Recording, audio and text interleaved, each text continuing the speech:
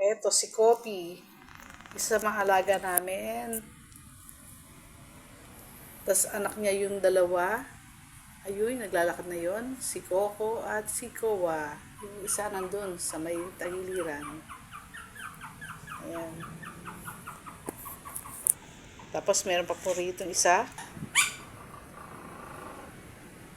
Yan, si Coco at si Kowa. Anak sila ni TJ. Si TJ yung kanilang nanay.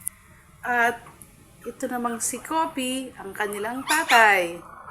Meron pa kami isang alaga. Ayun, si Luna. Ito si TJ. TJ, nagugutom na yung dalawang anak. Padidehin mo na. Yan.